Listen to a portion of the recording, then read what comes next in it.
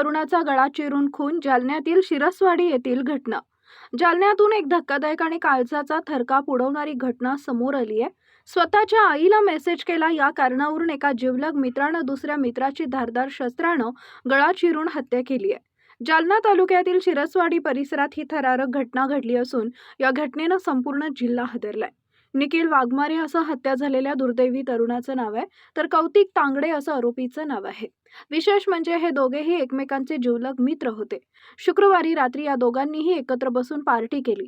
Party संपल्यानंतर निखिल जेव्हा गाढ झोपेत होता, नेमकी तीच संधी साधून कौतिकनं त्याच्या गळावर धारदार शस्त्रानं सपासप वार केले। हा हल्ला इतका भीषण होता की निखिलचा जागीच मृत्यू झाला।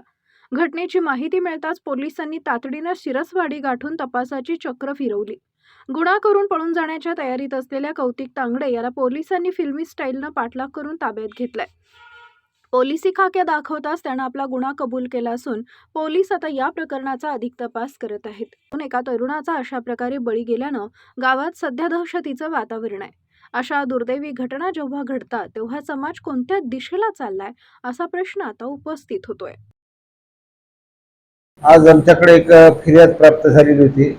अनिल भीमराव वाघमारे हे शिरसवाडी येथील राहणारे गृहस्थ आहेत। त्यांनी तक्रार दिलेली होती की त्यांच्या मुलाचा रात्री 11 ते 12 काल रात्री 11 ते 12 दरम्यान गावातीलच एका मुलानं चाकू मारून खून केलेला आहे। तो पळत जात असताना काही एका साक्षीदाराने बघितलेला आहे, अशा टाईपची आमच्याकडे तक्रार प्राप्त झाली। आणि त्या दरम्यान आपण त्यांचा मुलगा निखिल अनिल वाघमारे ज्याला मारलेलं होतं आणि गंभीर जखमी झालं होतं, त्याला हॉस्पिटलमध्ये ॲडमिट केलं। तो मृत घोषित केलेला आहे डॉक्टरांनी।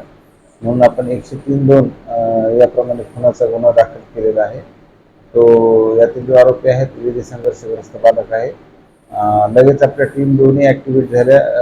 तालुका जालन्याचे साबळे साहेब यांनी घटनास्थळावर धाव घेऊन पथकं रवाना केली वेगवेगळी आणि आरोपीचा शोध घेतला। आरोपी मिळालेला आहे आपल्याला आणि पुढील कारवाई आपण कायदेशीर कारवाई करत आहोत। यामध्ये गुन्हा दाखल आहे।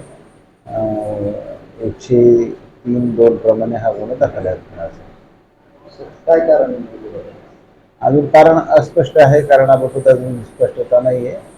काही राहिलेली तर त्यांच्यामध्ये नव्हते, वादविवाद नव्हते।